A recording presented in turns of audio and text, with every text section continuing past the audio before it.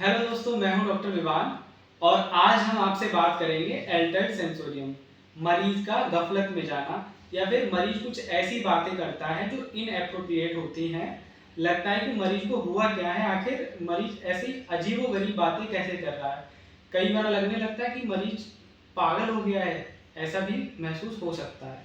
तो कौन कौन से कारण हैं, कब कब ऐसा हो सकता है? तो सबसे पहले तो बॉडी में इलेक्ट्रोलाइट इम्बैलेंस ऐसा अगर हो जाए तब ऐसा हो सकता है। इलेक्ट्रोलाइट्स क्या है? जनरल जनरल इलेक्ट्रोलाइट्स जो होते हैं सोडियम पोटेशियम का बैलेंस शरीर में रहना बहुत जरूरी होता है। अगर किसी बीमारी के चलते या किसी और कारण से सोडियम पोटेशियम इम्बैलेंस हो जाए तब मरीज गफलत में जा सकता है, अजीबोगरीब बातें कर सकता है। इसके अलावा बात करें, अगर पेशेंट को काफी लंबे समय से मोशन पास नहीं हुआ है, सपोज कई बार पेशेंट ऐसे होते हैं कि हफ्ते भर से उनको स्टूल नहीं हुआ होता है, उनको लैट्रिन नहीं हुई होती है, तो ये जब जो लैट्रिन होती है इसकी एक गैस बनती है अमोनिया, एक अमोनिया गैस बनाती है और वो अमोनिया सीधे सीधे दिमाग पर जाकर असर करती है। इसके लिए हम अमोनिया टेस्ट भी कराते हैं, तो उसमें अमोनिया काफी ज्यादा बढ़ के आता है।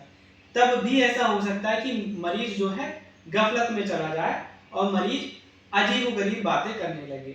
इसके अलावा और क्या कारण हो सकते हैं? हेड इंजरी, किसी कारण की वजह से सपोज आरटी का पेशेंट आया और उसके सिर में चोट लगी हुई थी, तो हो सकता है कि मरीज ऐसी अजीबोगरीब बातें करने लगे। तो इसका कारण क्या है? Head injury. आप सीटी स्कैन कराएंगे तो उसमें प्रॉपर समझ में आएगा कि हाँ, मरीज को सिर में चोट लगी है, जिसके कारण मरीज अजीबोगरीब बातें कर रहा है। कई बार मरीज गालियां भी बकने लगता है, या कई बार मरीज बहुत पुराने समय में चला जाता है, कई बार मरीज अच्छे मूड में भी आ जाता है। अच्छे मूड में आने के चांसेस तो कम ही रहते हैं। इसके अलावा और क्या कारण हो सकता है? इसके अलावा एक कारण मेनिंजाइटिस हो सकता है। मेनिंजाइटिस मतलब दिमाग की जो मेनिंजेस हैं उनमें इन्फ्लामेशन, उनमें सूजन। और इसका एक कारण हो सकता है हाई ग्रेड टेम्परेचर, कि अगर टेम्परेचर किसी को बहुत ज्यादा रहा तो भी ऐसा हो सकता है कि मरीज गफलत में चला जाए और अजीबोगरीब बात करने लगे। या इसके अलावा और किसी कारण से मेनिंजाइटिस हो जाए, लाइक सीबीए या फिर हेड इंजरी, तो इसकी भी एक वजह हो सकती है कि मरीज गफलत में चला जाए मेनिंजाइटिस के कारण।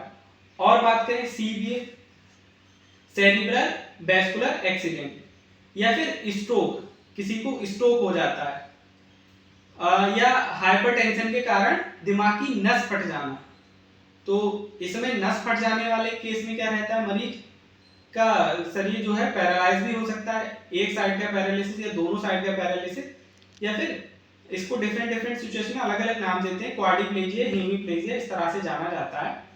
तो ये भी हो सकता है। इसके अलावा ब्रेन टीबी, अगर दिमाग की टीबी किसी को है तब भी मरीज ऐसा हो सकता है कि वो गफलत में चला जाए, अजीबोगरीब बातें करने लगे।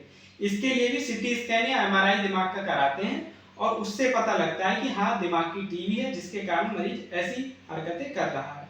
हर एक बीमारी की एक हिस्ट्री निकल के आती है, वो मरीज आपको खुद से बताएगा। इसके अलावा क्या होता है?